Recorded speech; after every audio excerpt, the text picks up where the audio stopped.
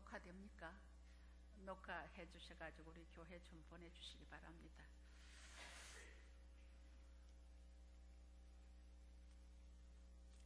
여러분 반갑습니다. 친정에 오니까 굉장히 마음이 푸근하네요. 지난 1월 22일 날 삼송리에 있는 그 교회도 통합측 장로교회인데 섬김의 교회라고 용천노예 소속이라고 돼요. 그 교회 여전도에 헌신예배 갔는데 그 교회 가서는 좀 긴장이 됐어요. 다른 교회니까. 오늘 친정교회에 오니까 아주 마음이 편안합니다. 친정에는 좀 실수해도 감싸주는 게 친정 아닙니까? 얼마 전 담임 목사님께서 전화 주셔서 목사님 2월 12일 날 저희 교회 와서 말씀을 좀 전해 주십시오. 그래서 제가 목사님 저같이 어린 사람이 어떻게 그 강단에 가서 말씀을 전하겠습니까? 그러니까 목사님께서 목사님 편안하게 하시면 됩니다. 그래서 편안한 마음으로 왔습니다. 여러분 예수님도 자기 고향에서는 인정을 받지 못했다고 했습니다. 제가 25년 동안 이 교회에서 여러분과 같이 똑같이 평신도 생활을 하는데 저의 장단점을 너무 잘 알고 계시잖아요. 근데 무슨 은혜를 끼치겠습니까? 그렇지만은 여러분이 제가 무엇을 안다고 여러분한테 가르치러 온 것이 아니고 다만 오늘은 시집간 딸이 친정에 와서 그간 시집살이 어려움을 토로하면 고개도 좀 끄덕여 주시고 너 정말 고생했다 하고 그런 뜻으로 그냥 공감을 표현해 주셨으면 좋겠습니다. 아멘 하는 것도 복 받는 중에 하나라 그랬으니까 아멘 좀 많이 해주시기 바랍니다. 전반부는 저의 사역에 있었던 일을 말씀드리고 후반부는 충성된 재직이 누리는 상급이 무엇인지를 제가 목회 사역에서 이렇게 느낀 것을 좀 생생한 간증을 드리려고 합니다. 어떤 교회에서 있었던 일입니다. 아기 엄마가 예배 시간 좀 늦었습니다. 근데 목사님 설교가 끝나고 헌금 시간인데 헌금 바구니가 돌아가는데 갑자기 주머니에서 손을 넣으니까 배추 이파리가 튀어나옵니다. 자기는 원래 5,000원만 하려고 그랬는데 배추 이파리 집어넣고 5,000원 하려고 그랬는데 빨리 찾을 수가 없어. 그래서 할 수 없이 10,000원을 헌금하고 나서 투덜거렸습니다. 5,000원만 하려고 그랬는데 그냥 10,000원을 했다고. 그랬더니 저 뒤에 우리 박할 권사님 같이 머리 허연 권사님이 들으시고 애기 엄마 걱정하지 마. 하나님은 억지로나 마지못해 하는 걸 받지 않으셔. 그러니까 5,000원만 받으셨어. 그렇게 하더라고요. 그래서 오늘 이제 하나님께서는 고린도후서 9장 7절에 보니까 각각 그 마음에 정한 대로 할 것이요 인색함으로나 억지로 하지 말 것이요 하나님은 즐겨내는 자를 사랑하시느니라 했습니다. 베드로전서 5장 2절에도요 너희 중에 있는 하나님의 양무리를 치되 억지로 하지 말고 하나님의 뜻을 따라 자원함으로 하며 라고 말씀했습니다. 헌금이나 주의 일이나 억지로 하지 말고 눈치 보지 말고 따지지 말고 자원하는 마음으로 기쁜 마음으로 하라고 했습니다. 그런데 오늘 우리 마가복음에서 읽었던 말씀 정말로 그거는 하고 싶지 않는 일을 한 사람이 나옵니다. 도저히 마음에 없는 일을 억지로 한 사람이 나옵니다. 바로 유대인 사람 구레네 사람 시몬입니다. 구레네는 지금 아프리카 트리폴리를 말하고 있습니다. 유대인들은 세계 전역에 흩어져 살지라도 1년에 3차례 유월절, 오순절, 초막절은 예루살렘 성전에 와서 절기를 지킵니다. 그런데 참으로 재수없게 예수님께서 십자가를 지고 골고다로 올라가는 것을 목격하게 되었습니다. 유대인들은요 꿈속에서라도 십자가를 보면 그날 출입을 삼가한다 그럽니다. 그만큼 그들에게 십자가는 참혹한 것이었습니다. 그런데 자기가 그 십자가를 지게 된 것입니다. 어떤 분이 쓴 구레네 시몬의 고백이라는 시를 한번 읽어보았습니다. 여러분 제가 읽을 때에 한번 같이 음미해 보시기를 바랍니다. 제 이름은 시몬입니다. 구레네 출신입니다. 그냥 지나가는 사람이었습니다. 그저 구경하려고 기웃거렸을 뿐입니다. 나는 그의 제자도 추종자도 아닙니다. 그런데 왜 나를 불러 그의 십자가를 지게 합니까? 어쩔 수 없이 나는 이미 피투성이가 된 그의 십자가를 옮겨지고 사람들의 시선을 받으며 욕설과 불평성에서 그의 뒤를 따랐습니다. 그리고 내 앞서서 힘겹게 비틀거리며 걸어가는 그를 보았습니다. 이미 그의 몸은 종이를 찢은 것처럼 처절하게 너덜거렸습니다. 더구나 찢긴 상처 사이로 피가 엉겨붙어 더욱 비참하게 보였습니다. 그런데 그가 끌려가는 것이 아니라 마치 가야 할 길을 가듯이 골고다 형장을 향하여 스스로 비틀거리며 걸어가고 있었습니다. 소문으로 들었던 그의 이야기는 대단했습니다. 몇 조각 떡을 가지고 수천 명을 배불리 먹였다든지, 바람과 풍랑조차도 잔잔케 했다든지, 심지어 죽은 사람도 살렸다는 이야기까지 들렸습니다. 또 어떤 사람은 그가 우리 민족이 그토록 오랫동안 기다려왔던 메시아라고 수군거리기도 했습니다. 그런데 왜 그가 이렇듯 무력하게 조롱당하고 고통받는지 나는 모르겠습니다. 나는 강제로 십자가를 지고 그를 도우며 그의 뒤를 따라가고 있는데 왜 그가 나를 위해 나를 앞서가서 걸어가고 있다는 생각이 드는지 그 이유를 나는 모르겠습니다. 어쩌면 오랫동안 내가 하나님께 참된 진리를 알려달라고 한 기도의 응답으로 내가 지금 십자가를 지고 그를 따르고 있는 것은 아는지 생각도 듭니다. 아무튼 이렇듯 십자가를 지고 그의 뒤를 따르는 것이 힘들긴 합니다. 지금은 힘이 듭니다. 여러분, 정말 구레네 시몬의 마음이 읽혀지지 않습니까? 사랑하는 성도 여러분, 구레네 시몬이 억지로 십자가를 진 것은 그에게 아무런 소득이 없었을까요? 구레네 시몬은 이야기는 여기서 끝나지 않습니다. 그는 십자가를 지고 골고다 언덕에 가서 예수님의 가상 칠언을 직접 들었습니다. 예수님이 운명하시고 난 후에 자연계에 나타난 일들을 직접 목격했습니다. 바위가 터지고 땅이 진동하고 무덤에서 죽었던 사람이 살아난 놀라운 체험을 했습니다. 그는 생각했을 것입니다. 이 예수야말로 진정한 하느님이라는 것을. 구레네 시몬을 마지못해 억지로 한 일이었지만 큰 보상을 받게 된 것입니다. 이 놀라운 체험을 한 구레네 시몬은 집으로 돌아가서 가족에게 오늘 일어났던 이야기를 했을 것입니다. 가족 전도가 이루어졌습니다. 사도행전 13장 1절에는 안디옥 교회 교사로 구레네 시몬의 가족이 봉사한 것을 소개합니다. 안디옥 교회 선지자들과 교사들이 있으니 곧 바나바와 니게르를 하는 시몬과, 니게르라는 것은 라틴어에서 온 말인데요, 검은이라는 뜻입니다. 니그로가 바로 이 단어에서 유래된 말로 북아프리카 트리폴리 지역의 구레네 사람이었을 가능성이 많으며, 이로 미뤄볼 때 예수님의 십자가를 대신 지고 갔던 구레네 시몬의 가능성이 높다고 학자들은 말합니다. 만약 그렇다면 그는 억지로 진 십자가 때문에 기대하지도 않는 엄청난 영적 축복을 받은 사람이 됩니다. 로마서 16장 13절에는 주 안에서 택하심을 입은 루포와 그의 어머니에게 문안하라. 그의 어머니는 곧 내 어머니라고 했습니다. 오늘 우리가 읽었던 마가복음 15장 21절에는 구레네 시몬의 아들이 알렉산더와 루포라고 말씀하고 있습니다. 바울은 구레네 시몬의 아내를 그는 내 어머니라고 말할 정도로 시몬의 가족들은 주를 위해 충성했습니다. 교회사를 통해서 우리는 놀라운 사실을 발견하게 됩니다. AD 313년 밀라노 칙령을 통해서 기독교를 공인한 로마의 콘스탄틴 대제가 구레네 시몬의 12대 손이라는 것을 말하고 있습니다. 할렐루야.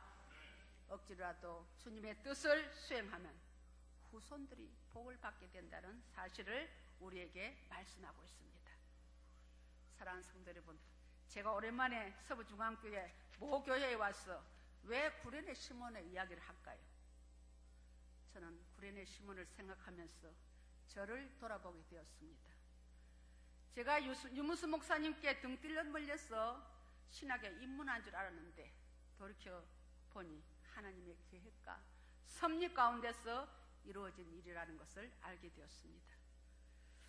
구레네 시몬이 억지로 십자가를 지고 골고다 언덕에서 주님을 메시아로 만나고 난 후에 가족들에게 놀라운 소식을 전하고 그 가족이 초대교회에서부터 콘스탄틴 대제로 이어지는 주의 축복을 누린 것처럼 제가 이 길을 가지 않았다면 제 딸이 목회자가 되었을까요? 또 제 딸이 목회자인데 시집을 갖게 되었을까요? 정말 그리고 그 남편을 또 목회자 남편을 만나게 되었을까요? 하나님께 감사하지 않을 수가 없습니다. 45을 먹는 총각이 어떻게 총각한테 시집가도 기적인데 그것도 총각 목사를 만났어. 그런데 그 총각 목사가 요즘 보기 드문 신실한 종입니다. 내가 옆에서 1년 반 이상을 쭉 지켜보고 말씀 전하는 걸 들어도 참 하나님께서 어디서 저리 보물을 감춰놨다가 내한테 만나게 해주신다 그런 생각을 합니다. 그래서 저희 교회는 구련의 시몬의 가족처럼 엄마가 목사지요, 딸이 목사지요, 사위가 목사지요, 아들은 성가대 베이스 파트 하죠, 둘째 딸은 소프라노 파트 하죠, 저기 앉아있네 예쁜 딸 우리 손녀딸 피아노 반주하지요. 온 가족이 다 봉사합니다. 하나님께 너무 감사하지 않을 수가 없습니다. 제가 서부중앙교회에 25년 출석하는 동안 전도부장을 10년 했습니다. 또 제일 취약한 구역이라고 하는 연신내 시장구역장을 계속 했습니다. 여러분 오래된 분들은 기억하실 것입니다. 우리 총동원 전도주일 때 항산성 변호사를 강사로 모셨을 때가 있었습니다. 근데 그분이 하루 전에 전화가 왔어요. 시아버지가 돌아가셨다고 내일 못 온다는 겁니다. 교회가 난리가 났습니다. 한 달 동안 저희들은 총동원 전도주의를 준비하고 얼마나 기도를 많이 했습니까? 그런데 정작 강사가 안 온다니까 어떻게 합니까? 그런데 또 유무스 목사님은 자기가 잘 아는 김동희 목사님 부인이 항산성 변호사인데 또 저보고 권사님이 한번 설득해 보세요 그러는 거예요. 어쩝니까? 그날 밤에 철야했지요. 하나님 항산성 변호사 마음에 감동 주셔서 내일 강사로 오게 해달라고 기도했죠. 그래서 아침에 가서 이제 항산성 변호사 사무실에 전화하니까 무슨 여러 절차를 건너서 이제 한 변호사하고 통화를 하게 됐습니다. 변호사님, 우리 교회는 한 달 전부터 이 잔치를 위해서 기도하고 준비했는데 정작 강사가 안 오시면 어떡합니까? 제가 알기로는 변호사님 시아버지도 목사님인 줄 아는데 천국에 간 목사님이 기뻐하시겠어요? 천국 잔치 베풀어 놓고 자기한테 뒤로 하고 자기한테 온다고요? 제가 알기로는 이거 안 오시면 변호사님 두고두고 후회할 것입니다. 반협박조로 후회할 것입니다. 꼭 오셔야 됩니다. 죽은 자들은 죽은 자들을 장사하라 그랬는데 우리 잔치를 안 오시면 어떻게 합니까? 그랬더니 생각 외로 황 변호사가 권사님 가겠습니다. 그래서 참 어려운 가운데 잔치를 마쳤습니다. 근데 제 생각이 그래. 우리 유 목사님 말씀은 안 하셨지만 그걸 보고 저 사람은 하나님 쓸라 그런가 보다 그런 생각을 하신 것 같아요. 그래서 그때부터 있다가 한 몇 년, 바로는 안 갔지만 몇 년 후에 장로님이 사업이 부도가 나고 여러 가지 해서 제가 오살리 기도원에 3일 금식하고 왔더니 새벽 기도 왔더니 권사님 저 좀 보세요. 그래서 목양실로 들어갔더니 이만한 봉투에다가 원서 싸고 등록금 넣었어. 권사님은 하나님 일을 해야 될 사람입니다. 권사님은 지금 해도 15년을 할 겁니다. 할렐루야. 지금 올해가 15년째입니다. 우리 유 목사님이 아주 그냥 예언을 잘하신 것 같아요.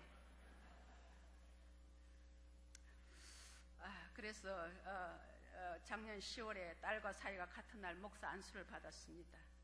유 목사님 예언이 적중한 것 같습니다. 어저께 작년 2016년 1월에 우리 재직 헌신 예배 때 목사님이 잠깐 여기 안수식에 오셨다가 잔치에 오셨다가 우리 교회에 들리셔서 왔다 가셨는데 이렇게 하나님께서 제가 올해 지금 은퇴를 준비하려고 그러는데 우리 교단은 힘 있는 데까지 하라 그러는데 아니 그냥 멀쩡한 젊은 목사들 둘이나 대기하고 있는데 계속 자리 찾아 앉아 있을 필요가 없더라고.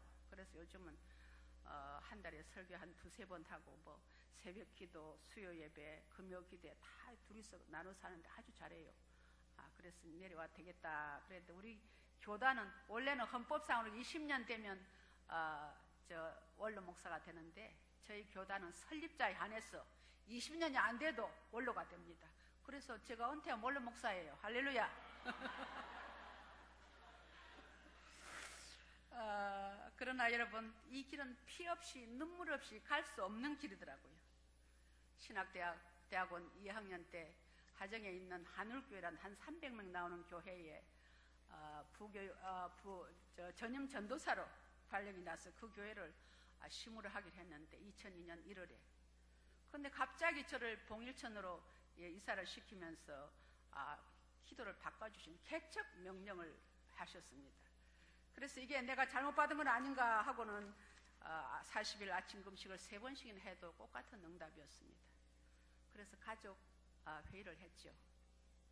그때 남편 강장로님은 그때 생존에 계셨을 때니까 하나님께서 나를 개척하라 그러는데 가족 여러분의 생각은 어떠십니까? 그랬더니 남편이 적극 반대합니다.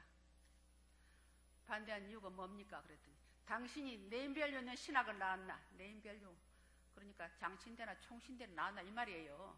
그러니까 네임밸류 있는 신학을 나왔나? 나이가 젊나? 남자이기나 하냐? 아주 스펙도 대단한 젊은 목사들이 교회 개척을 해도 그냥 몇 년 안에 문 닫는데 당신이 무슨 개척을 하냐 그러니까 나는 절대 반대요. 여러분, 하나님의 일은요 이성이나 논리로 되는 것이 아닙니다. 성령의 인도하심을 되는 줄 믿습니다. 근데요 우리 옆에 앉았던 큰딸, 지금 목사 된 딸이 뭐라는 줄 알아요? 어머니 순종하세요. 하나님 먹이시면 먹고 하나님 굶기시면 굶을 걸 되니까 굶으면 될 거 아닙니까? 왜 이 말이 안 나와? 그렇게 말하더라고요. 하나님 먹이시면 먹고 하나님 굶기시면 굶으면 될 거 아닙니까? 여러분, 목회자들 개척을 왜 망설입니까? 너무 힘들고 너무 가난하고 고생스러우니까 개척을 회피하는 거예요. 그래서 그 말을 듣는데 제 마음속에 무슨 생각이냐, 성령께서 저희 아이 입술을 통해서 말씀하시는구나, 그런 생각이 딱 들었어요. 그래서 선포해버렸죠. 목사는 선포하는 게 참 중요하더라. 나 누가 뭐래도 개척합니다. 할렐루야. 그래서 개척한 거 아닙니까? 그래서 근데 하나님이 참 우리가 하나님 앞에 말을 하는 걸 잘해야 되겠더라고요. 하나님이 우리 딸이 어머니 순종하세요. 하나님 먹이시면 먹고 하나님 굶으시면 굶을 거 아닙니까? 그 소리를 하나님 들으신 거예요. 개척 4년 만에 그 아이를 하나님 또 부르셨어요. 그래서 직장을 잘 나가는 직장을 다녔다가 아신대 애초에 신대원에 그 MDB 과정 끝내고 작년에 목사 안수 받았지 않습니까? 아주 설교도 잘합니다. 그리고 성품이 선량해서 사람들한테 참 인기가 많아요. 그래서 개척을 시작했는데 개척 1년 만에 이 개척해놓고 신방을 해야죠. 전도를 나가야죠. 그런데 우리 장로님이 파킨슨병에 걸린 거예요. 알리도 파킨슨병, 알리 죽었어요? 안 죽었어요? 죽었어요? 알리는 파킨슨병 걸렸다가도 오래 살았잖아요. 파킨슨병이다 금방 죽는 병 아니에요. 그냥 파킨슨병이 그냥 뭐 좀 표정이 굳어지고 그냥 말수가 적고 보폭이 좁아지는 그런 병인데, 그러니 삼시세끼, 요즘 텔레비에 삼시세끼 나오더만, 삼시세끼를 차려주고 신방하고 전도하고 설교 준비를 어떻게 합니까? 그래서 너무너무 힘들었어. 새벽기도 성도들 가고 난 뒤에 강단에 올라가서 하는 게 따졌죠. 하나님, 내가 언제 목사 된다고 했어요? 억지로 하나님 목을 끌어다가 개척까지 시켜놓고 남편이 저렇게 아프니 어떻게 합니까? 하나님이 책임지세요. 소리 울면서 그냥 불면서 이렇게 소리를 질렀어요. 그랬더니 갑자기 하나님 음성이, 사랑하는 딸아, 내 남편 내가 책임질 테니까 너는 내일 열심히 해라. 여러분, 저는 별로 은사가 있는 사람이 아니에요. 신의 은사도 뭐 예언 은사도 별로 없고 저는 목회를 주로 말씀 중심으로 하는데 그 음성이 들리는 거예요. 사랑하는 딸아, 내 남편 내가 책임질 테니까 너는 내일 열심히 해라. 눈에 번쩍 뜨니까 아무도 없어요. 성령님께서 말씀하셨구나. 그럼 하나님 책임지려면 어떻게 지실 건가? 머리끝부터 발끝까지 치료해 주실라나? 안 그러면 풀러가실라나? 풀러가시기에는 아직은 생생한데. 그래서 그 말씀을 2003년도에 6월 20일 날 들었습니다. 그런데 집에 가서 부지런히 음식을 준비하고 여보 아침 진지 잡수요 그랬더니 여보 나 못 일어나겠어.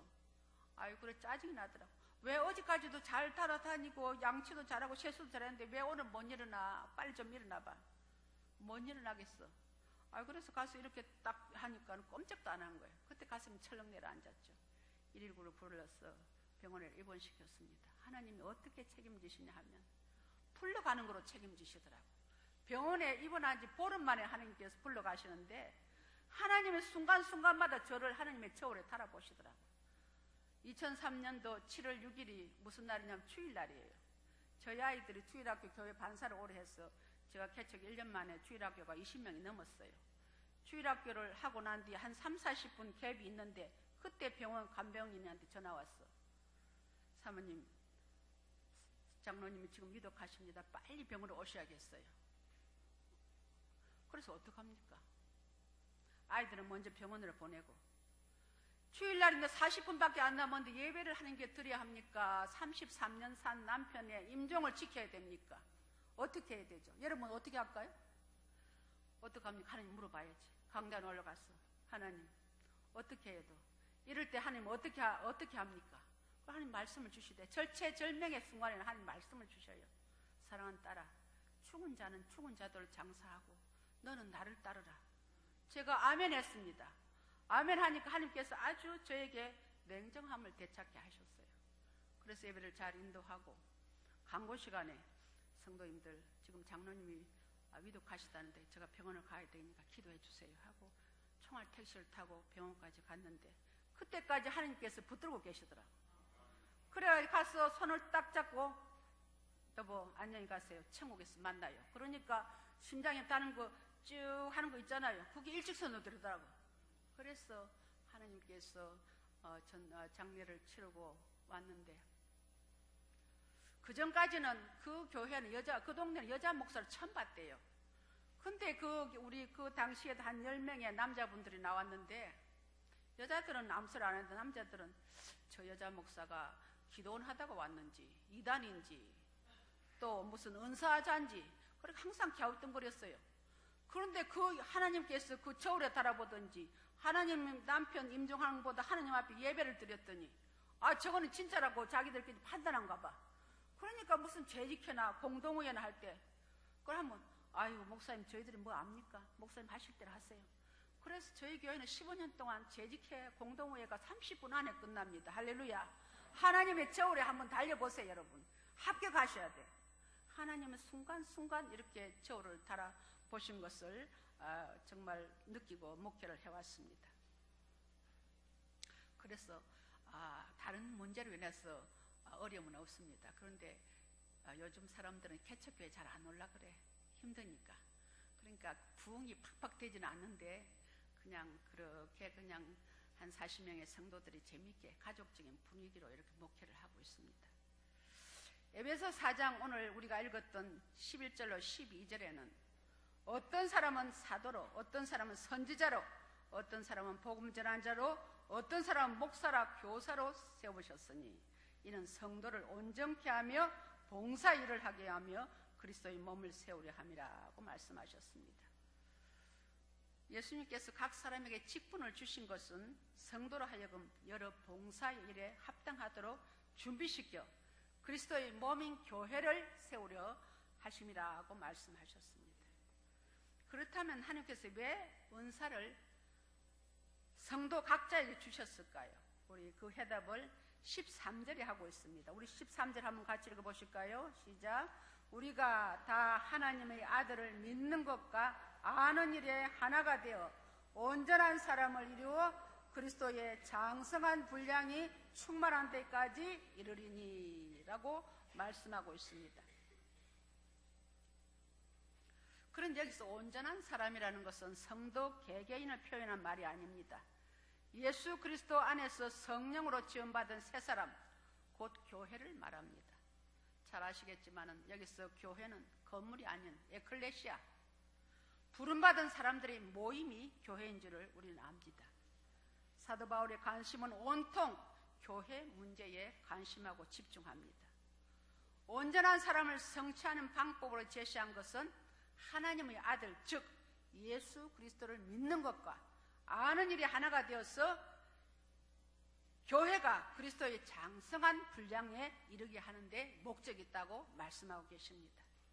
사랑하는 성도 여러분, 여러분은 어떤 직분을 받으셨습니까? 감사하시기 바랍니다.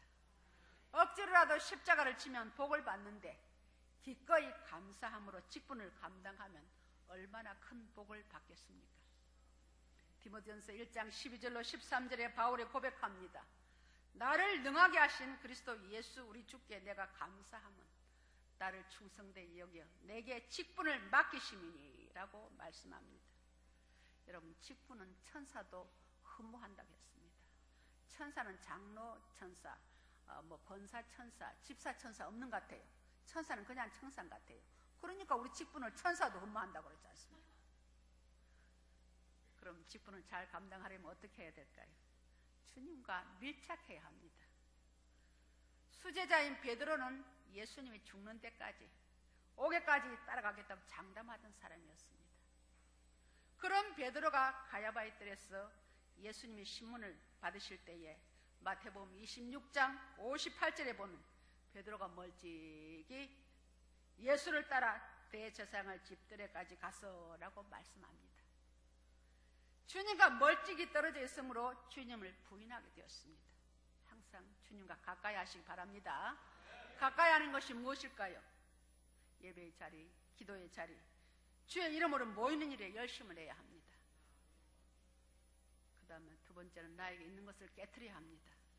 요한복음 12장에 보면 마리아가 지극히 비싼 향유를 예수님의 발에 붓고 자기 머리털로 예수님의 발을 닦았습니다. 그 행위를 보고 가룟 유다는 그것을 가난한 사람에게 팔아서 구제하지 않고 낭비한다고 비난했습니다. 그러나 주님은 그를 가만두어라. 그는 나의 장례를 준비한 것이라고 말씀합니다. 마태복음 26장 13절은 온 천하에 다니면서 어디든지 이 복음이 전파되는 곳에는 이 여자의 행한 일도 말하여 그를 기억하라고 했습니다. 진정한 헌신은 나의 것을 깨트려야 합니다. 시간을 깨트리고 물질을 깨트리고 자신을 깨트려야 진정한 헌신을 하게 됩니다. 그런 성도님들 되시기를 주님의 이름으로 축원합니다. 서망교회 원로 목사님이신 곽선희 목사님이 목회자 세미나에서 이런 말씀하시대요. 설교자가 예화를 사용할 때 칼발트니, 칼빈이니, 웨슬레니 하면 성도들이 그 사람하고 나하고 무슨 상관이 있냐 그런답니다. 그리고 예화집에 있는 예화를 이렇게 사용하면 그거는 거의 성도들이 한두 번 들은 것이라 식상하다고 합니다. 그런데 설교자 자신이 내가 이런 일을 당했습니다 하면 귀를 번쩍 연다는 거예요. 자기가 검증한 것을 간증을 하면, 예화를 들면 성도들이 귀를 연다는 것입니다. 그래서 저는 목회 이제까지 그 말씀을 항상 내 목회에 접목하고 있습니다. 저는 그런 의미에서 저는 몇 가지 검증된 예화를 하려고 합니다. 제가 목회하면서 직분에 충성한 성도가 받는 복을 말씀드리고자 합니다. 저희 교회에 개척 1년 만에 어떤 남자분이 한 분 왔어요. 40대 총각이에요. 그분은 참 특이해요. 목사님 예배가 끝나면 꼭 와서 그럽니다. 목사님 오늘 설교에 은혜 받았습니다. 한 주간 동안 무슨 일 때문에 고민했는데 오늘 목사님 설교 듣고 해결받았습니다. 할렐루야. 여러분, 제가 목회해 보니까요, 목사한테 맛있는 음식 대접하고 좋은 옷 사주고 그게 문제가 아니더라고. 설교가 목사님 좀 죽을 써도 와서 목사님 은혜 받았습니다 하면 목사님 그거 진짜인 줄 알고 죽을 둥 살 둥 모르고 설교 준비하는 거예요. 여러분 좀 그렇게 해보세요. 그런 분이에요. 그리고 목사가 말하면 100% 순종을 해요. 예 목사님 알겠습니다. 그래서 이제 우리 5년 만에 안수집사 2분, 권사 2분을 세웠죠. 그런데 투표해가지고 그 총각 집사가 안수집사가 된 거예요. 그래서 안수집사가 됐는데 가을 신방에 가서 제가 그랬습니다. 집사님이 총각이라도 어렵사리 안수집사까지 됐는데 장로는 안 됩니다. 디모데전서 3장 보면요, 장로는 자기 집을 잘 다스리라 그랬는데 집사님 다스릴 가정이 없잖아. 그러니까 목적 놓고 가정 이루게 해달라 기도하라 그랬죠. 아멘 그러더라고. 그래서 한 2달 지났어요. 그래 나는 던져버리고 왔는데 자기는 그 말씀 붙잡고 기도했나 봐. 목사님 2달 있다가 응답 받았습니다. 무슨 응답? 그랬더니 제 배필은 제사장이래요. 그러는 거야. 그럼 구약의 제사장이면 신약은 목사 아니에요? 그래서 속으로 제가 그랬어. 꿈도 야무지네. 아니 그냥 예수 잘 믿는 처녀 만나게 해달라고 기도하는 무슨 제사장식이나 그랬어요. 그래서 그랬나 보다 하고 이제 있었는데 그해 겨울에 너무 추워가지고 교회 상수도 하고 하수도가 다 얼어가지고 며칠 있으면 아기들 있으면 교회 식당 밥을 해야 되는데 물이 안 내려가죠. 물이 안 나오죠. 어떡합니까? 그랬더니 그분이 뭐 개척교회 여러분 그렇지 않습니까? 뭐 자립한다니 그리 쉬워요? 자립은 겨우 했지만은 항상 빠듯하죠. 안 그러면 마이너스고. 그러니까 그 사람이 우리 목사님 기술자 부르면 15만 내지 10만 원 들어갈 텐데 내가 어떻게 좀 돈 좀 적게 들어가는 걸 해봐야겠다 싶은지 그거 뭡니까 그 기계 파는데 그거 가서 해빙기를 빌려온 거예요. 돈 조금 주고. 그래서 이제 해빙기를 꽂아가지고 이렇게 하수도를 이렇게 했는데 저희가 건물을 지은 것이 아니라 건물 설계가 어떻게 되는지 몰라서 나중에 보니까 그 하수도 밸브가 아래층 천장으로 해가지고 이렇게 빠져나가게 해놨더라고요. 그 뜨뜻한 게 이제 해빙기가 들어가니까 PVC 연결된 PVC 파이프가 팽창이 돼가지고 그 탁 터지면서 아래층 공구상에 물이 다 쏟아져 버린 거예요.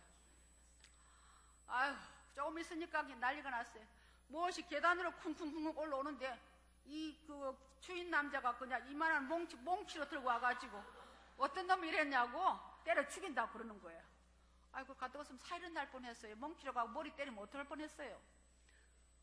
그래서 막 난리를 치고 그래가지고 겨우 진정시키는데 그 앞에 밑에 사장이 목사님네 교회에서 이렇게 물을 쏟아가지고 우리 공구 다 망가뜨리니까 3천만 원을 배상하시오. 여러분 개척교 3천만 원이 어디 있어요?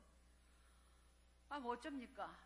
그래서 이제 그날 저녁에 강단 밑에 돗자리를 깔고 저희 큰딸이랑 저랑 엎드려서 하나님 앞에 울부짖었죠. 하나님, 교회 보증금을 2천만 원인데 이 사람이 3천만 원 물어주려니까 우린 교회 문 닫을 수밖에 없습니다. 하나님 어떡합니까? 도와주셔야지요. 어떻게 이렇게 한 사람도 도와줄 사람이 없습니까?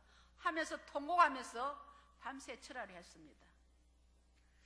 그래서 밤새 철야를 하고 아침에 돼서 주스 한 박스를 들고 아래층에 갔지요. 사장님, 돈이 아니게 이렇게 우리가 이렇게 사장님한테 손해를 끼쳤는데 그렇다고 3천만 원이 어디 있습니까? 교회는 돈이 없어요. 그러니까 좀 절충을 하자 그랬더니 그 사장이 나를 떡 쳐다보더라고. 저 사람이 무슨 말을 하려고 그러나 그랬더니 목사님 돈 없다며요. 돈이 없지요. 됐어요. 물 묻은 거는 못은 좀 닦아서 제가 싸게 팔고요. 자세히 보니까 다른 공구들은 다 비닐에 쌓였어요. 그렇게 큰 피해는 없는 것 같아요. 됐어요. 할렐루야. 주스 한 박스 갖고 3천만 원을 그냥 해결했어요. 여러분, 하나님 일이 멋쟁이에요. 아무도 도와줄 사람이 없는 그때가 하나님 일할 때입니다. 할렐루야. 하나님만이 붙잡을 수밖에 없으니까 하나님은 또 눈물에 약해. 그 두 딸이 통곡하면 오니까 하나님 마음을, 그 사장 마음을 그렇게 감동시켜가지고 그런 놀라운 해결을 해주셨습니다. 근데요, 하나님께서 그 순종하고 충성한 집사에게 여러분 어떤 복을 주셨는지 압니까? 그러고 나서 한 달 있다가 제 후배 목사님한테 전화가 왔어요. 목사님, 노총각 있어요? 노총각 있지. 근데 돈이 없어. 돈 없어도 돼요. 그래서 왜? 그랬더니 중매하려고요. 그리고 처녀는 뭔데? 처녀는 목사예요. 할렐루야. 목사가 무슨 목사냐? 뭐 필리핀 선교사 나간 목사가 서울신대 신대원 MDB 과정 끝내고 필리핀에 선교 갔는데 영어도 아주 잘해요. 얼굴도 이뻐요. 우리 우집사하고는 비교가 안 돼. 그런 색시가 나타난 거야. 그래서 목사님 총각 데리고 나오세요. 난 처녀 데리고 나올게요. 그리고 내가 총각 데리고 나갔지 않습니까? 그리고 총각 데리고 나갔는데 그 이제 우리는 빨리 나오고 자기들끼리 이야기하라고 하는데 총각은 48살이지 처녀는 46살이야.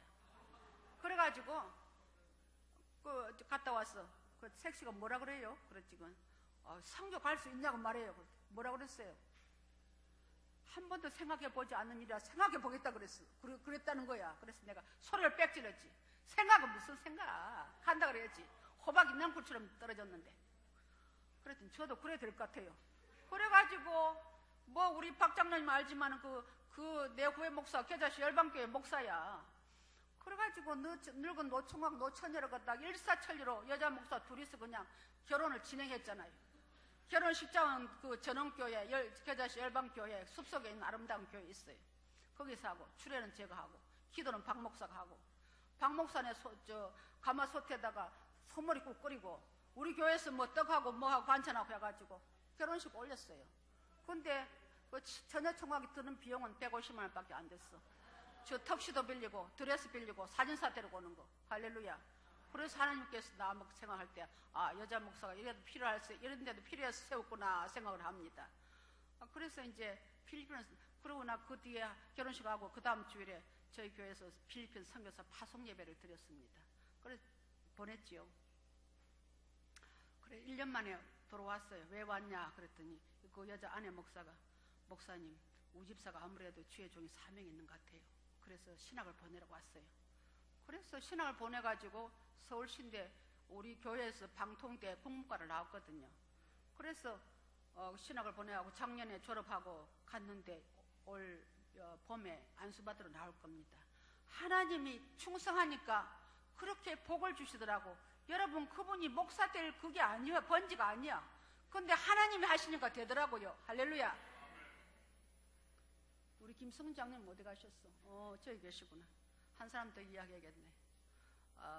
우리 목사님이 스케줄 있다고 빨리 끝내라 그랬는데 빨리 끝내겠습니다. 노범수 집사님이라고 우리 교회 성가대 지휘자 있습니다. 그분은 기자총교에서도 지휘를 하고 남영교회라는 데 한 500명 나가는 교회에서 지휘도 했는데 성대 결절이 와서 성악하는 사람은 성대 결절이 치명적이잖아요. 그래서 잠깐 쉬고 있을 때에 우리 장우가 아들이 그 후배니까 대성고등학교 필레오 중창단 단원이었으니까 형 우리 교회에서 1년만 봉사해주면 안 될까? 그래서 우리 교회에 왔습니다. 그래서 그 노범수 집사 큰 교회에서 지휘하던 집사가 우리 교회에 와서 지휘를 해가지고 한 2달 만에 저한테 왔어요. 목사님 예사랑교회에서 성가대 지휘를 한 후에 내 성대 결절이 치유가 됐습니다. 할렐루야. 병원에 가니까 아무 이상이 없다 그러더래요. 그때부터 이 노집사가 믿음이 자라게 된 거야. 그 노집사는 우리 김 장로님의 대성고등학교 한 해 후배인 줄 압니다. 근데 1년만 있다를 봉사하겠다는 사람 지금 8년째입니다. 8년째인데 하나님께서 그렇게 작은 교회에서 봉사하니까 축복을 해주시는데요. 그 양반이 백제예술대학교 실용음악과에서 강사로 보따리 장사로 강사로 나가는데 재작년부터 정식 교수로 임명이 되고요. 또 이렇게 음악하는 사람이 돈이 있습니까? 전세집을 전전하더니 또 작년에 집도 사고. 저희 교회가 개척하고 나는데 이때부터 저녁 9시 기도 1년 12달 하고 있습니다. 그리고 매월 월삭 첫날은 온 교회인이 새벽 기도를 합니다. 근데 그분이 화곡동에 살아요. 화곡동에서 여기까지 새벽 기도 월삭 기도에는 8년 동안 한 번도 빠지지 않아요. 8년 하고 이제 목사한테 안수받고 갔더니 목사님 제가 여사랑교회에서 믿음이 너무 많이 자랐습니다. 2016년도 제가 2017년도 재직 임명하려고 집사님 어떻게 해요? 올해 우리 교회 성가대 봉사하시겠습니까? 목사님 물론이지요. 지금 8년째입니다. 할렐루야. 여러분 하나님께서는요 큰 교회 작은 교회 따지지 않습니다. 어떤 교회에 나를 보내주셨든지 그 자리에서 충성하는 자에게 축복하신 줄 믿습니다. 충성하시기 바랍니다. 할렐루야. 우리 서부중앙교회에서 저를 또 언제 부르겠습니까? 온 길에 한마디 더 해야겠네요. 저기 앞에 따는 예쁜 딸이 우리 둘째 딸의 손녀딸입니다. 그런데 내가 개척하면서 피아노 반주할 사람이 없었어. 우리 딸이 초등학교 교사잖아요. 그러니까 네가 우리 교회 와서 피아노 봉사를 좀 해야겠다. 그래가지고 왔는데 우리 아파트 옆동에 사는데 저번에. 그러니까 저 아이가 5살 때 우리 교회 왔으니까 우리 교회가 15년 됐으니까 제가 20살이에요. 그랬더니 저번에 중학교 때 저 엄마 그러더라고. 엄마 때문에 우리 딸 시골 아이 만들겠어. 봉일천 초등학교였어. 봉일천 중학교였어. 봉일천 고등학교. 대학은 어떻게 가냐 그러는 거예요. 그래서 제가 중학교 다닐 때입니다. 그래서 나도 모르게 내 입에서 나왔어요. 걱정하지 말아라. 하나님이 한 방에 날려줄 거다. 그랬어요. 나도 생각지도 못한 말이 나왔어요. 근데 하나님이 정말로 하나님 한 방에 날려주셨어요. 여러분 고양 국제고등학교 아시죠? 일산 위시티에 있는 거. 봉일천 초등학교 제 혼자 들어갔어요. 그래서 이번에 수능을 봤는데 아주 수능을 잘 봤어요. 학교에서 스카이 서울대 고대 연대 너무 그 학교 위상이 올라가니까 쟤를 자꾸만 고대나 연대 원서내라는 것 같다가 또 떨어지면 재수하면 어떡합니까? 그리고 우리는 안정권으로 가자. 학교 이름 내는 게 뭔 소용이냐? 내한테 이득도 안 되는데. 그래서 이제 조금 안정권을 해서 가려고 생각했어. 제가 저 아이한테 그랬습니다. 야, 한동대는 크리스찬 리더를 키우는 대학이라 그러니까 너 한동대 가면 50점이나 많은데 그거 가면 4년 전액 장학금에다가 그렇게 하는데 그거 가면 어떻겠냐 그랬더니 제가 한다는 말이 할머니 그럼 반주는 누가 해요? 여러분 자기 장래 생각 안 하고 교회부터 생각하는 딸을 하나님 복 주시지 않겠어요? 근데 경희대하고 한국외대를 넣었는데 경희대는 과수석을 해가지고 4년 전에 장학금이 나왔어요. 그래서 거기 가라 그랬더니 안 간대. 그 과가 마음에 안 든대. 그 한국외대 LD학과라고 외교 어느 학교 가면 외교부도 나올 수 있고 하는 그런 학교에서 키워주는 학과예요. 근데 좀 이따 얼마 전에 발표가 났는데 한국외대의 LD학과에 제가 4년 전액 장학금에다가 또 대학원 2년 장학금, 6년 장학금 받게 됐습니다. 할렐루야. 여러분 박수 한번 해주세요. 이럴 때.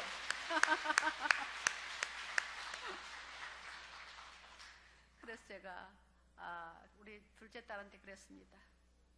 야, 내가 개척교회 와서 15년 동안 헌신, 봉사한 것에 대한 하나님의 보상이다. 야, 어찌 심지 않고 거두겠느냐? 뿌리지 않고 어떻게 거두겠느냐? 그렇게 말했더니 엄마 그런 것 같아요.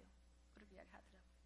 사랑하는 성도 여러분, 저는 구레네 시몬처럼 억지로 십자가를 졌다고 생각했습니다. 그러나 그것은 억지가 아니라 하나님의 계획과 섭리가 있었다는 것을 알게 되었습니다. 제11시에 포도원의 품꾼으로 들어간 자에게 하나님은 아침 일찍부터 일한 자와 같은 보상을 해주셨습니다. 목회 15년 만에 주의 종을 저를 포함해서 5명을 배출하게 하셨습니다.